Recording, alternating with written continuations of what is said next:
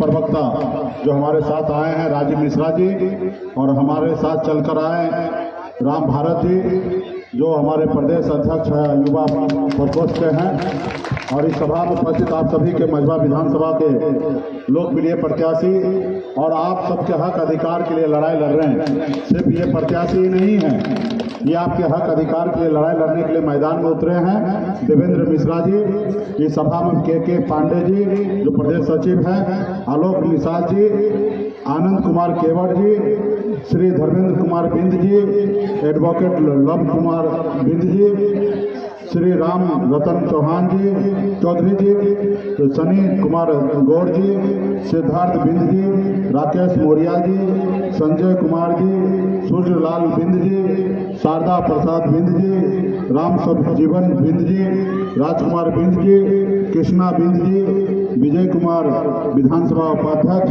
आशीष बिंद जी नगर उपाध्यक्ष, श्री राधे श्याम बिंद जी एवं श्रीमान राजू पांडे जी और श्री देवबली बिंद जी और तमाम हमारे पार्टी के सभी नेतागण, सभी पार्टी के नेतागण, युवा साथी, इस सभा में बड़े संख्या में उपस्थित माता बहन, नौजवान साथी, सभी को सनत मल्ला मुकेश सहनी की ओर से नमस्कार। प्यार साथियों, मैं पहले चाहूंगा कि मैं अपने बारे में आपको बता दूं। तो मैं बिहार प्रदेश में दरभंगा जिला में सुपौल बाजार और एक मछुआरा परिवार में हम जन्म लिए, और आप समझ सकते हैं कि एक मछुआरा परिवार में बच्चा जन्म ले तो कितना अभाव में अपने बचपन को जिया होगा, जिसका पिताजी मछली मारता हो, दादाजी मछली मारता हो। ऐसे परिवार में मेरा जन्म हुआ और गरीबी से लड़ते हुए, जूझते हुए 18 साल की उम्र में, जिस उम्र में बच्चे को खेलना कूदना होता है, स्कूल कॉलेज जाना होता है, अपने माँ बाप, अपने भाई बहन, अपने परिवार के साथ रहना होता है, उस उम्र में हमने अपने घर को छोड़कर 2000 किलोमीटर दूर मुंबई जैसे शहर में वहाँ पे मेहनत मजदूरी करने के लिए चले गए, क्योंकि अपने घर परिवार को आगे बढ़ाना था।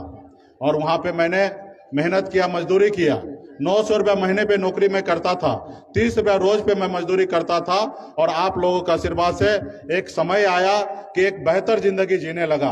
हजारों लोगों ने हमारे अंदर में काम करने लगा, और एक जो अमीर लोग, एक बड़े लोग जितने बेहतर जिंदगी जी सकता था, ऐसी जिंदगी में जीने लगा। एक मल्ला का बेटा मुंबई जैसे शहर में झंडा गाड़ने का काम किया। फिर मैं बिहार जब लौट के आया तो मैंने देखा कि हमारा समाज बहुत पीछे रह गया और मैं आगे निकल गया हूं। लोग तो चांद पे घर बनाने के लिए सोच रहे हैं, लेकिन इस धरती पर हमारे लोगों के लिए घर नहीं है, रास्ता नहीं है, बिजली नहीं है, सड़क नहीं है, पानी नहीं है, हर हजारों तरह का समस्या है। और मुझे भी ये अंदाजा था, क्योंकि बचपन में तो लोग कहते ना कि यहाँ पे हजारों समस्या है, तो जहाँ हजारों समस्या होता है वहीं पे मेरा भी जन्म हुआ। बचपन मैंने भी हर तरह का अभाव में जिया, लेकिन बाद में काम कर कर मैंने कहीं ना कहीं गरीबी को भूल गया था। जब मैं बिहार आया तो मुझे एहसास हुआ कि अभी भी हमारे लोग बहुत गरीब हैं और इसके हक अधिकार के लिए लड़ाई लड़ना चाहिए। और मुझे इतना तो पता है कि ये जब देश एक है, देश के प्रधानमंत्री एक है और देश में जब संविधान एक है, तो फिर निषाद समाज के साथ भेदभाव क्यों हो रहा है? जब निषाद के हर उपजाति, चाहे बिंद हो, बेलदार हो, केवट हो, नाविक हो, हर निषाद के बेटा को बंगाल प्रदेश में नहीं मिल रहा है, तो हमने सोचा कि अपने समाज के हक अधिकार के लिए लड़ाई लड़े और उनको आरक्षण दिलाएं। और तभी से हम 2014 से मुंबई के ऐशोआराम की जिंदगी को छोड़कर अपने समाज के लिए लड़ाई लड़ने लगे और उनके हक अधिकार के लिए लड़ाई लड़ने लगे। साथियों, लगातार मैंने 4 साल तक लड़ाई लड़ा। जी, आप हमारे साथ आइए और हमें चुनाव जिताइए, और जीतने के बाद आपके समाज का हक अधिकार देंगे। तो हमें भी लगता था कि शायद ये जीत कर हमारे समाज को काम करेंगे, और हम भी उनको मदद कर देते थे। लेकिन लगातार 4 बार मदद करने के बाद भी हमारे समाज के लिए कुछ नहीं किया। फिर मुझे एहसास हुआ कि लोकतंत्र में जो काम देश के प्रधानमंत्री या राज्य के मुख्यमंत्री को कह रहे हैं करने के लिए, वो काम तो निषाद मल्ला का बेटा भी कर सकता है। सिर्फ उस जगह पे पहुंचने की आवश्यकता है, और उस जगह पे पहुंचने के लिए बहुत पैसे की आवश्यकता नहीं है। उस जगह पे पहुंचने के लिए सिर्फ वोट की आवश्यकता है। यह वोट आपका अधिकार है। आज जितना ही वोट का ताकत देश के प्रधानमंत्री के वोट में ताकत है, या देश के सबसे अमीर व्यक्ति चाहे वो मुकेश अंबानी हो या टाटा हो, उनके वोट में जितना शक्ति है उतना ही तक शक्ति आप एक मछुआरा मल्ला का बेटा का भी वोट में उतना ही शक्ति है। लेकिन दुर्भाग्य से हम लोगों ने दूसरे को बनाते आए हैं, हम लोग अभी संघर्ष नहीं किए, अपने बेटा को राजा नहीं बनाए। और फिर हमने निर्णय लिया एक पॉलिटिकल पार्टी बनाने का, और हमने बिहार में एक पार्टी बना के मजबूती से हमने लड़ाई लड़ा। 2019 में चुनाव हार गए, फिर भी हमारा समाज के लोगों ने मजबूती से हक अधिकार के लिए लड़ाई लड़ा। 2019 में उपचुनाव लड़े, फिर हार गए, फिर मजबूती से हमने लड़ाई लड़ा, और 2020 आते आते निषाद का बेटा हुआ बिहार में एक ताकत और मजबूत साथी बन गया, और आज हमारे वीआईपी पार्टी के सहयोग से बिहार में सरकार है साथियों। लेकिन 2019 में जब हम चुनाव लड़े तो उसमें परिवर्तन हुआ। परिवर्तन ये हुआ कि जो लोग निषाद का वोट अपना जागीर समझता था, उसको लगता था कि निषाद का बेटा को कुछ खिला देंगे पिला देंगे, ये वोट हमारे पास आ जाएगा। लेकिन 2019 के उपचुनाव में उनको एहसास हो गया कि निषाद का बेटा भी किसी के साथ जाने वाला नहीं है, अपने पार्टी और अपने दल के साथ जाने वाला है, और निषाद का वोट निषाद के बेटा के साथ जाने वाला है। हमने उपचुनाव में 25,000 वोट लाया, जो हम हमेशा दावा करते हैं कि हमारे पास 15% वोट है, और हमने 25,000 वोट लाकर हमने साबित कर दिया कि हमारे वीआईपी पार्टी के पास 15% वोट है, और उससे भारतीय जनता पार्टी हारा। और उनको एहसास हो गया कि बिहार में निषाद समाज हमसे दूर हो गया, इनको जब तक हक अधिकार नहीं देंगे तब तक हम आगे नहीं बढ़ सकते। और 2020 का समय आया, आपके सामने में झुका और आपको सत्ता में लिया, हिस्सेदारी दिया। आज बिहार में आज मजबूती से वीआईपी पार्टी के सहयोग से सरकार है। हिंदुस्तान में आजादी के बाद पहली बार निषाद का बेटा ने एक इतिहास रचने का काम किया, और बिहार में निषाद के बेटा के सहयोग से आज बिहार में सरकार बना और बिहार में मुख्यमंत्री बना। ये ताकत हमारे पास है, और हमें भी बहुत गर्व होता था, खुशी मिलता था कि हम बिहार में लड़ाई लड़ रहे हैं समाज का, और उत्तर प्रदेश में हमारा इस समाज का भाई, हमारा भाई डॉक्टर संजय निषाद जी हमारे समाज के लिए लड़ाई लड़ रहे हैं। हमें खुशी मिलता था। हमें लगा कि जब दिल्ली पे चढ़ाई करना होगा तब डॉक्टर संजय निषाद जी उत्तर प्रदेश से निकलेंगे और हम बिहार से निकलेंगे, और दिल्ली तख्ता पे हम काबिज हो जाएंगे और दिल्ली सरकार को हरा के अपनी सत्ता और पावर ले लेंगे। बंद कीजिए। लेकिन क्या हुआ, हमने 2015-16 में मैं आया, जब डॉक्टर साहब जेल में थे गोरखपुर में, मैंने जेल से उनको बाहर निकाला। हमने उनको पार्टी बनवाया, हमने चंपा देवी पार्क में रैली करवाया, लखनऊ में रैली करवाया, हर तरह से उनको सहयोग किया कि वो आगे बढ़े और समाज की लड़ाई लड़े। लेकिन उन्होंने क्या किया, 2018 में सिर्फ 1 साल का उपचुनाव था, और 1 साल के उपचुनाव में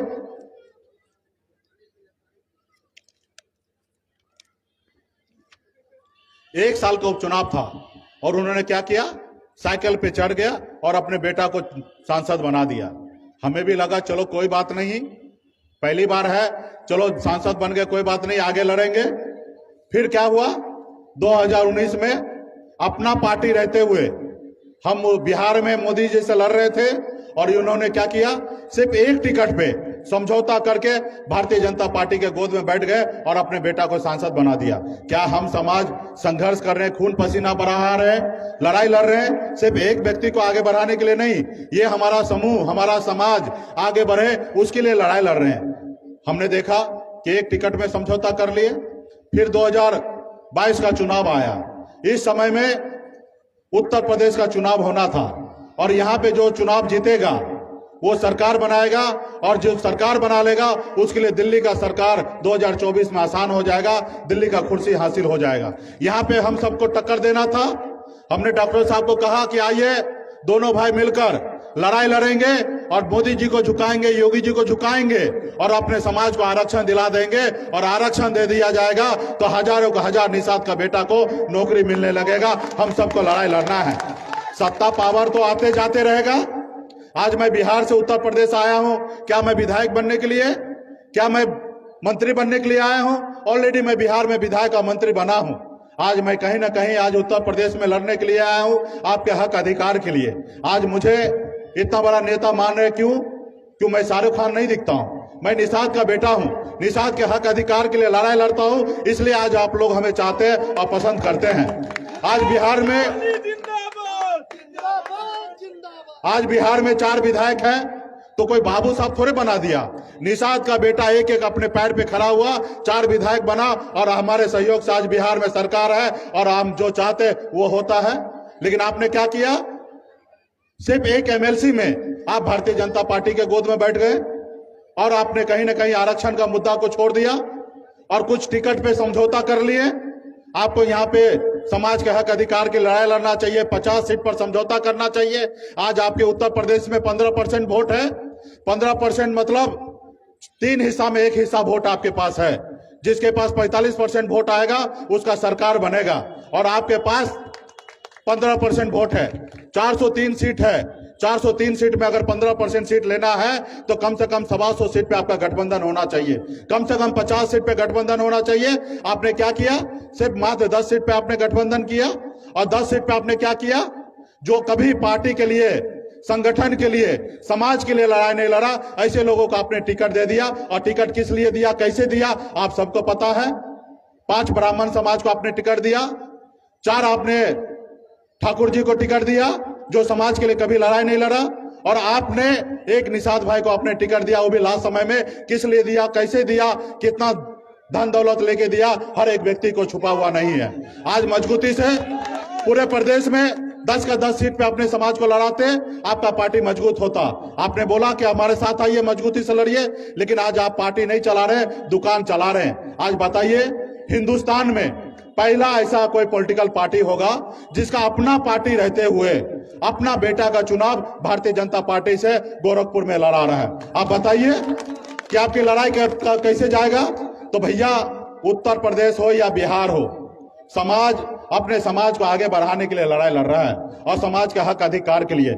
1-2 विधायक एक नेता बनाने से कुछ नहीं होगा। जब तक आपके सरकार में, सत्ता में पावर नहीं होगा, तब तक आपका कुछ नहीं होगा।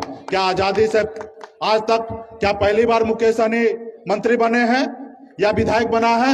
हमारा समाज आजादी से लेकर अभी तक यूपी बिहार मिला के 250 लोगों ने आज तक विधायक, मंत्री, सांसद बना, लेकिन आपका समाज का हक अधिकार मिला नहीं मिला। लेकिन बिहार में निषाद का बेटा खड़ा हुआ, अपने दम पर सरकार बनाया। आज सरकार हमारे सहयोग से है। आज बिहार में एक एक निषाद के लिए एक एक योजना चला रहे हैं और समाज आगे बढ़ रहा है। आज बिहार में आपको बताऊं, 90% तक हम अनुदान देते हैं निषाद भाई को। अगर 10 लाख रुपया का गाड़ी खरीदना है तो सिर्फ 1 लाख रुपया भरिए, 9 लाख रुपया सरकार भरेगा, आपको 90% अनुदान मिलेगा। आप आगे बढ़िए। आज बिहार में गंगा जी में मछली मारना है, फ्री में मछली मारिए, अपने घर परिवार को चलाइए।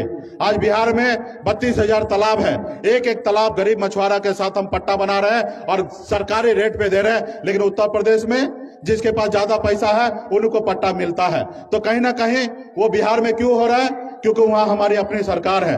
आज बिहार में हजारों सैकड़ों करोड़ रुपया खर्चा करके मछली बाजार बनाने के लिए जा रहे हैं। हर एक योजना चला रहे हैं जिसमें गरीब समाज, मछुआरा समाज, निषाद का हक अधिकार हो। आज इसके लिए लड़ाई लड़ रहे हैं। आज बिहार में हमारे सहयोग से सरकार है। माननीय मुख्यमंत्री जी ने कहा कि जो समाज के लिए करना आप कीजिए, हम आपके साथ हैं। और जिस रोज हमें बिहार में मुख्यमंत्री रोकेंगे उस रोज हम सरकार गिरा देंगे, ऐसी ताकत है। लेकिन आपने क्या किया? सिर्फ पैसे के लिए आपके घर परिवार आगे बढ़े, फिर ये समाज कब आगे बढ़ेगा? आज मैं कहते हैं कि मुकेश सहनी जात की राजनीति करता है, हमारा परिवार है और मजबूती से उनके हक अधिकार के लिए लड़ाई लड़ रहे हैं साथियों। इसलिए आपको आने वाला पीढ़ी के लिए, आपके आने वाला भविष्य के लिए आपको मैदान में आके लड़ना पड़ेगा। आपको ऐसे तो अभी भी आपको अच्छा बहुत कुछ होता, लेकिन आपका जो नेतृत्व करता था वो कहीं ना कहीं पीछे हट गया, इसलिए आज समाज को कुछ नहीं मिल रहा साथियों। आज मैं आप लोगों से हाथ जोड़ के विनती करूंगा कि मजबूती से आप विचार कीजिए, लड़ाई लड़िए। आपके समाज के लिए जो हक अधिकार की लड़ाई लड़े उनके साथ जाइए साथियों। आप जब तक लड़ाई नहीं लड़िएगा तब तक कुछ नहीं होगा। इस देश में आप किसी के पास जाइएगा ना, दया आ जाएगा तो भीख में आपको 2-4 रुपया दे देगा या आशीर्वाद दे देगा, लेकिन आपका हक अधिकार नहीं देगा। अगर आपका हक अधिकार है तो लड़िए, और हक अधिकार छीनिए। और हक अधिकार छीनने के लिए लोकतंत्र में आपका वोट का ताकत है, और वो वोट देकर अपने आप को साबित कर दीजिए कि हमारे प्रत्याशी, हमारे लोग मजबूती से अपने समाज के हक अधिकार की बात कर रहे हैं साथियों। इसलिए हमने देवेंद्र मिश्रा जी को प्रत्याशी बनाया है। पूरे प्रदेश में जहां पे निषाद समाज चुनाव लड़ रहा है, वहां पे हमने एक भी जगह प्रत्याशी नहीं दिया। हमने 2 जगह पहले से ही देवेंद्र मिश्रा जी को और चौरी चौरा में रामनाथ जी को पहले से डिसीजन ले लिया था, इसलिए हमने वहां पे प्रत्याशी दिया। और मजबूती से हमारा कर्तव्य है कि अपने पार्टी के लिए लड़ाई लड़ना, अपने प्रत्याशी को जिताना। उसके अलावा पूरे प्रदेश में चाहे वो सपा हो या बसपा हो या कांग्रेस हो, हम मजबूती से उनके सामने प्रत्याशी नहीं उतारे। हमारा एक ही सोच है कि समाज आगे बढ़े, लेकिन समाज वो आगे बढ़े जो समाज का शुभचिंतक हो, समाज को आगे लेके चले, या समाज का जो मिशन हो वो मिशन कंप्लीट हो, उसके लिए हम लोग लड़ाई लड़ रहे हैं। इसलिए आज उत्तर प्रदेश में मैं आया हूं एक और संदेश लेकर कि मजबूती से जहां आपके लोग, आपके प्रत्याशी चुनाव लड़ रहे हैं, आपकी पार्टी लड़ रहे हैं, वहां मजबूती से अपने प्रत्याशी को जिताइए। और जहां आप चुनाव नहीं लड़ रहे हैं, वहां पे क्या करना है, हराइए। भाजपा हारेगा तो क्या होगा, निषाद का आरक्षण लागू होगा। क्योंकि आपको पता है 2024 में लोकसभा का चुनाव होना है, और उस समय में मोदी जी को सोचना पड़ेगा।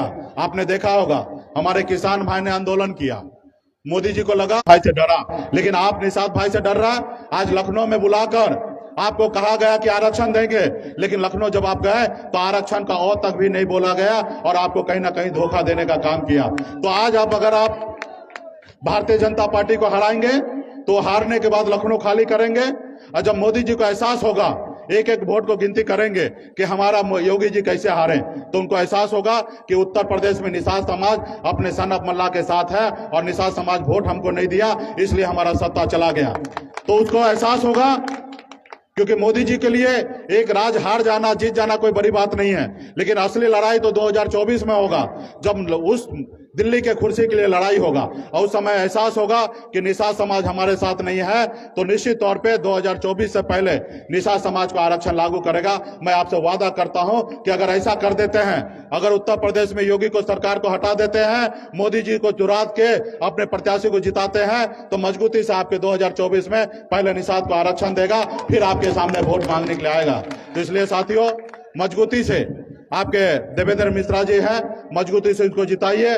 पूरे प्रदेश में जहां पे भी आपके वीआईपी पार्टी से चुनाव लड़ रहा है, उनको संदेश दीजिए, उनको जिताइए। और जहां हम चुनाव नहीं लड़ रहे हैं, वहां पे भाजपा को हराइए, क्योंकि भाजपा ही आपका दुश्मन है। 8 साल 7 साल से दिल्ली में सरकार है मोदी जी का, और आरक्षण जो है वो दिल्ली से होना है। आज हमारे उपजाति को, मझवार को, हमारे बेलदार को उत्तर प्रदेश में भी आरक्षण मिल रहा है, लेकिन बिंद को नहीं मिल रहा, हमारे केवट को नहीं मिल रहा, मल्लाह को नहीं मिल रहा। तो कहीं ना कहीं जो पिछली सरकार गलती किया, तो ये सरकार का काम है सही करना, आरक्षण देना, लेकिन नहीं दे रहे, और कहीं ना कहीं जातिवाद की राजनीति कर रहे हैं। साथियों, हम सबको मजबूती से जाति धर्म से ऊपर उठकर अपने पार्टी के लिए, अपने समाज के आने वाला भविष्य के लिए मजबूती से लड़ाई लड़िए। आशा विश्वास के साथ मैं आया हूं, आपके हक अधिकार के लिए लड़ाई लड़ने के लिए आया हूं। आज भारतीय जनता पार्टी वाले लोग कह रहे हैं कि साहनी जी, जितना घूमना घूम लीजिए, जितना मेरा विरोध करना कर दीजिए, लेकिन 10 तारीख को आपको बताएंगे। हमने कहा भैया क्या बताओगे, ज्यादा ज्यादा हमारे 4 को विधायक को खरीद लोगे, या ज्यादा ज्यादा हमारी सरकार से बाहर निकाल दोगे, या ज्यादा ज्यादा मेरी हत्या करा दोगे, उससे ज्यादा आप कुछ नहीं कर सकते हो। मैं जिया हूं और जीते रहूंगा अपने समाज के हक अधिकार के लिए। तुम कल क्या आज बोलो, मैं आज का आज मंत्री पद छोड़ने के लिए तैयार हूं, क्योंकि मेरी लड़ाई जो है अपने समाज के हक अधिकार दिलाने के लिए है। उसके सामने में कोई भी किंतु परंतु हो जाए, मैं झुकने के लिए तैयार नहीं हूं। अपने समाज के लिए लड़ाई लड़ते रहूंगा, चाहे उसके लिए जान भी देना पड़े तो मैं देने के लिए तैयार हूं। इसी आशा विश्वास के साथ पूरे उत्तर प्रदेश में अपने समाज की लड़ाई लड़ रहा हूं। और ये मैं पहली बार नहीं, आप सबको पता है कि जब मैं उत्तर प्रदेश में पैर रखा तो पेपर के माध्यम से हमने एक नारा दिया था, आरक्षण नहीं तो गठबंधन नहीं, और गठबंधन नहीं तो वोट नहीं। उस नारा पे मैं आज भी कायम हूं और मजबूती से आपके हक अधिकार के लिए लड़ाई लड़ रहा हूं। लेकिन आपका जो अपने आप को कह रहे हैं कि बनावटी नेता, वो आप देखिए कि वो क्या कर रहे हैं। क्या आरक्षण के साथ वो खड़ा है? अगर वो खड़ा है तो उनको आप पसंद कीजिए। अगर वो आरक्षण के साथ खड़ा नहीं है तो अपने जाने वाला पीढ़ी के लिए, बच्चे के भविष्य के लिए लड़ाई लड़िए, मजबूती से लड़ाई लड़िए और आगे बढ़िए। बहुत बहुत धन्यवाद। और मैं शुभकामना देता हूं देवेंद्र मिश्रा जी को कि निषाद समाज के झंडा को, निषाद के नाव को आप आगे बढ़ाने के लिए लड़ाई लड़ रहे हैं। आपको विशेष तौर पे धन्यवाद। हमारी नाव तो वो है जो श्री रामचंद्र जी को हम लोग पार लगाने वाले निषाद मल्ला का बेटा है। हमारी नैया आज मझधार में फंसी है, आप सबको पार लगाना है और मजबूती से ताकत दिखाना है। और हम अच्छे तरीके से 1-2 दर्जन सीट भी जीत के आ जाते हैं तो हमारे बगैर लखनऊ में किसी की सरकार नहीं बनेगा। इस यही आशा विश्वास के साथ जाता हूं। तो क्या आप लोग सहमत है? तो मैं अपने प्रत्याशी को जीत का माला पहनाना चाहता हूं और इसको आप लोग सहयोग करेंगे और मैं इनको जीत की माला पहनाता हूं। तो क्या युवा साथी आप लोग तैयार हैं? तो इनको पहना दे। चलिए, बहुत बहुत धन्यवाद। इनको जीत की माला देते, शुभकामनाएं देते। लड़ाई लड़े और आप लोग भी लड़ाई लड़िए। लड़ाई में 2 ही चीज होगा साथियों, हार या जीत। और हार से डरना नहीं है। आपको क्या मिल गया है जो आप हार जाएंगे और आपको चला जाएगा? आपको 75 साल से आप लाचारी में जी रहे हैं, आपके हाथ में कुछ भी नहीं है। हारने के लिए कुछ नहीं है, पाने के लिए बहुत कुछ है। आज आप उत्तर प्रदेश में योगी जी को हरा देंगे, 2024 से पहले आरक्षण होगा। अगर योगी जी को अगर नहीं हरा पाएंगे तो आपको आरक्षण आने वाले समय में नहीं होगा। मैं ये लिख के दे देता हूं। इसके लिए आपको संघर्ष करना पड़ेगा और लड़ाई लड़ना पड़ेगा आपके आने वाले पीढ़ी के लिए। बहुत बहुत धन्यवाद। यहाँ पे बहुत सारे जाति धर्म के लोग हैं, आप सभी को बहुत बहुत धन्यवाद। आपको लगता होगा कि साहनी जी जितना भी भाषण दिए निषाद समाज के लिए, बिन समाज के लिए दिए, तो भैया ये हमारा परिवार है और ये हमारे परिवार है और मेरा फर्ज और कर्तव्य है कि इनके हक अधिकार के लिए लड़ाई लड़ने के लिए। और मेरा आप लोगों से भी निवेदन है कि हमारे पूर्वज हमेशा आपको मदद करते रहा, इस बार हमारी बारी है। आप लोग हमारे प्रत्याशी को जिताइए, मदद कीजिए और आने वाले समय में हम हर जाति धर्म को लेकर चलने वाले लोग हैं। हमारा मानना है इस देश में 2 ही जात है, एक अमीर और एक गरीब, और हम गरीब का बेटा है। हमारा हक अधिकार है कि गरीब समाज के हक हमेशा लड़ाई लड़ते रहें, उसको आगे बढ़ाते रहें। बहुत बहुत धन्यवाद। मुकेश साहनी जिंदाबाद, जिंदाबाद, जिंदाबाद। मुकेश साहनी जिंदाबाद, जिंदाबाद। सभी लोग एक साथ एक लाइन में खड़े होंगे, हाथ मिला के खड़े होंगे। अरे आप जा।